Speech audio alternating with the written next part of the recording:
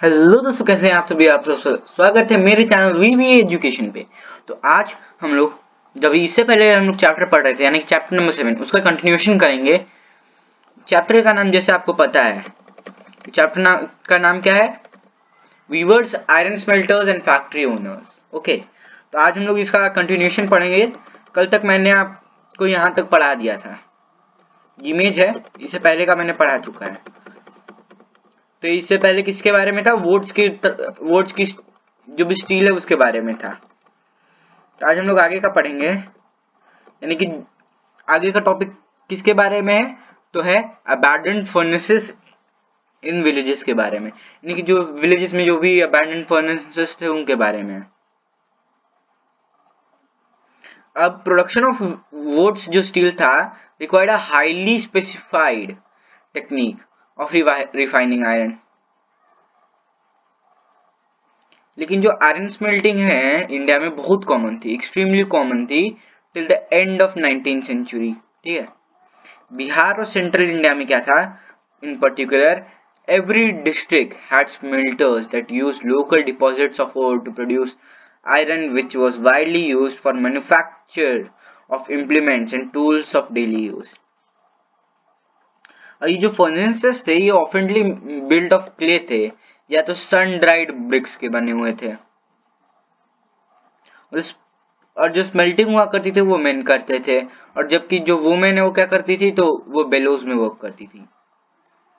अब बेलोज क्या होती है? तो बेलोज एक ऐसी डिवाइस है, इक्विपमेंट है जिसे हम लोग एयर पंप करते हैं। Pumping air that kept the charcoal burning, यानी कि उससे जो है, यानी कि कैसे टाइप की होती है, ऐसे टाइप की होती है, उसके आगे एक पाइप जैसा बना रहता है ऐसे करके, और उसके दोनों साइड जो है ऐसे दिया रहता है। उसमें उससे जो है आप जितना दबाएंगे उसके अंदर उतनी हवा भरेगी और यहां से निकलेगी। तो इसमें काम आता था। और लेट 19th सेंचुरी में क्या हुआ कि जो क्राफ्ट ऑफ आयरन स्मेल्टिंग है वो डिक्लाइन में चला गया, और ज्यादातर विलेजेस में जो था फर्नेस फेल इन डिसयूज, और अमाउंट ऑफ आयरन प्रोड्यूस भी बहुत कम हो गया। अब ऐसा क्यों हुआ? इसका कारण था नए फॉरेस्ट लॉ। क्या थे नए फॉरेस्ट लॉ? जो हमने चैप्टर नंबर 4 में पढ़े हैं। जब कॉलोनियल गवर्नमेंट आई तो उन्होंने क्या किया? उन्होंने प्रिवेंट किया लोगों को कहां एंटर करने से? तो फॉरेस्ट, रिजर्व फॉरेस्ट में एंटर करने से। तो अब आयरन स्मेल्टर्स को वुड कहां से मिलेगी चारकोल के लिए? ये प्रॉब्लम थी। Where could they get iron और ये भी प्रॉब्लम थी। डिफाइंग फॉरेस्ट लॉज, अगर वो डिफाई करते थे इन लॉज को, यानी नहीं मानते थे, और जब भी वो ऐसे सीक्रेटली उतर जाते थे और क्या करते थे? तो आयरन कलेक्ट करते थे और वुड। लेकिन वो अपना ऑक्यूपेशन जो है सस्टेन नहीं कर पा रहे थे on this basis for long. और इनमें से कई ने क्या किया? तो अपना क्राफ्ट गिव अप कर दिया और क्या किया? तो look for other means of livelihood. और कुछ एरियाज में क्या था, ये गवर्नमेंट जो है, आपकी जो गवर्नमेंट है वो ग्रांट तो करती थी एक्सेस टू द फॉरेस्ट, लेकिन आयरन स्मेल्टर्स जो थे उन्हें बहुत ज्यादा हैवी ड्यूटी पे करनी पड़ती है, हैवी टैक्सेस पे करने पड़ते थे, ताकि वो फॉरेस्ट डिपार्टमेंट को for every furnace they use, इसकी वजह से उनकी इनकम कम हो रही थी। और इसके ऊपर से बाय लेट 19th सेंचुरी क्या हुआ? आयरन और स्टील जो है वो ब्रिटेन से इंपोर्ट होना शुरू हो गया। आयरन स्मिथ जो थे इंडिया में बिगैन यूजिंग इंपोर्टेड आयरन, और इससे क्या हुआ? इनने मैन्युफैक्चर किया यूटेंसिल्स ऑफ इम्प्लीमेंट्स। इसकी वजह से क्या हुआ? Inevitability lower the demand of iron produce by local smelters. इसकी वजह से क्या हुआ? इनकी जो भी इनका जो लोकल स्मेल्टर्स का आयरन था उसे लेना बंद कर दिया गया, वो कम हो गया, बंद नहीं हुआ, कम हो गया। और by early 12th century artisans जो आयरन प्रोड्यूस कर रहे थे और स्टील, उन्हें एक नई और कंपटीशन मिल गई। नई कंपटीशन क्या थी? इसके बारे में पढ़ेंगे, लेकिन उससे पहले हम लोग ये जान लेते हैं आयरन और steel factories came up in India, इसके बारे में जान लेते हैं। 1904 का ये चल रहा था साल, और ये हॉट मंथ ऑफ अप्रैल था। चार्ल्स वेल्ड, एक अमेरिकन जियोलॉजिस्ट, और दारोबजी टाटा, ये कौन थे? दोराबजी टाटा कौन थे? तो जमशेदजी टाटा के बेटे थे, सबसे बड़े। वो travelling to Chhattisgarh in search of iron deposit. किसकी सर्च में? तो आयरन डिपॉजिट की। They had spent many months on a costly venture, looking for sources of good iron ore to set up a modern iron and steel plant in India. Jamshedji Tata had decided to spend large part of his fortune to build a big iron and steel industry in India. लेकिन ये जो है, ये iron और steel industry अगर आपको set करनी है तो इसके लिए आपको एक आयरन का सोर्स चाहिए होता है, गुड फाइन क्वालिटी के आयरन का। लेकिन ये नहीं हो सकता था जब तक आपको जब तक आप आइडेंटिफाई ना कर लें एक source of fine quality of iron. लेकिन क्या हुआ, बहुत घंटों तक ये लोग जो है फॉरेस्ट में ट्रैवल किए। उसके बाद क्या हुआ, वेल्ड और दोराबजी जो है came upon a small village and found a group of men and women carrying basket leads of iron ore. ये लोग कौन थे? तो अगरियंस थे। They asked where they had found the iron ore. तो उन अगरियंस ने क्या किया, एक हिल की ओर पॉइंट किया, बहुत थोड़ी दूरी पे। वेल्ड और दोराबजी वहां पहुंचे और वो बहुत थक चुके थे। Through the dense forest on exploring the hill, geologist declare किया that they had at last found what they were looking for. Rajhara जो हिल्स है is one of the finest ores in the world. लेकिन एक problem था, जो reason था वो dry था, और वाटर जो है नेसेसरी है आपको कोई भी इंडस्ट्री आपको फैक्ट्री चलाने के लिए। और ये जो है आपको या नियर बाई कोई कहीं फाउंड नहीं थी। तो टाटा ने क्या search for more suitable place to set up the factory, इसके लिए सर्च करते रहे।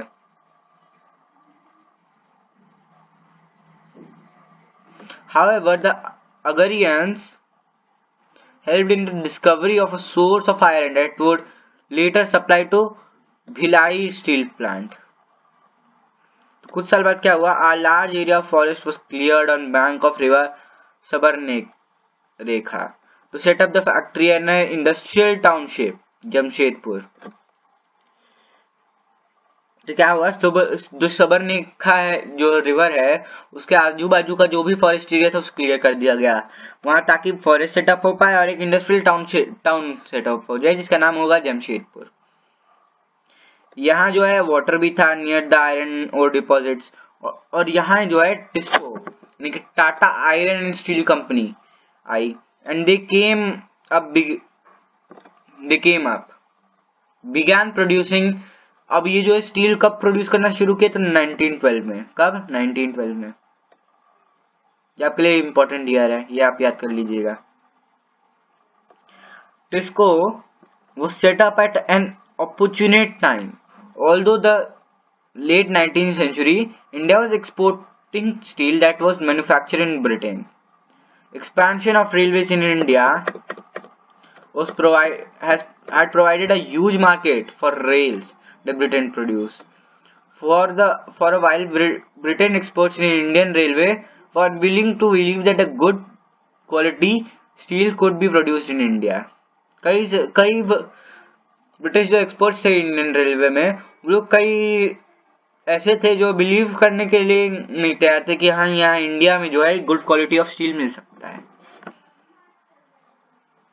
और जब तक टिस्को सेटअप हुआ सिचुएशन बदल गई।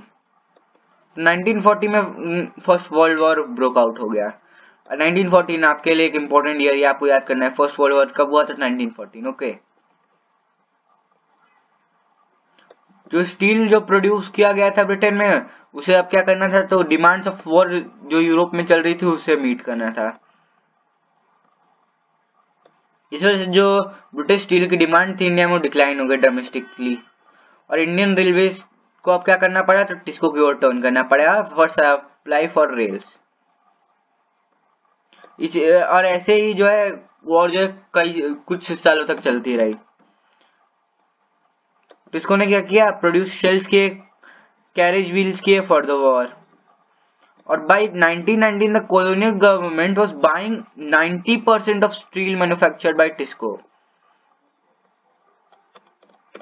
और उस समय पे जो टिस्को है वो ब्रिटिश एम्पायर के अंदर बिगेस्ट स्टील इंडस्ट्री बन चुका था।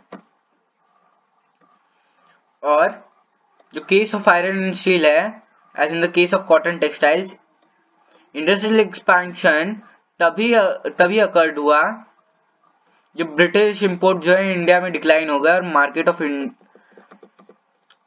ऑफ इंडिया इंडियंस बढ़ा।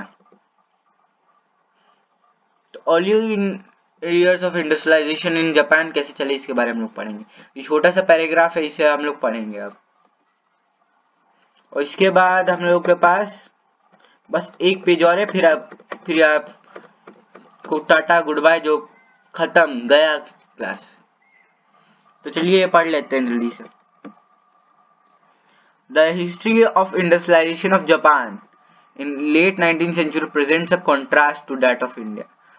तो जो हिस्ट्री ऑफ इंडस्ट्रियलाइजेशन है जापान में इन लेट 19th सेंचुरी, ये कॉन्ट्रास्ट प्रेजेंट करते टू दैट ऑफ इंडिया। जो कॉलोनियल स्टेट था इंडिया में, नीड टू स्पैंड था मार्केट को फॉर ब्रिटिश गुड्स, और वो लोग जो थे अनविलिंग थे टू सपोर्ट इंडियन इंडस्ट्रीज। जबकि जापान में क्या था कि जो स्टेट था वो इंकरेज करता था growth of industries. Meiji regime जो है विच assumed power in Japan in 1868 believed that Japan needed to industrialize in order to resist Western domination। इसीलिए इनने क्या किया, इनिशिएट किया एक series of measures to help industrialisation.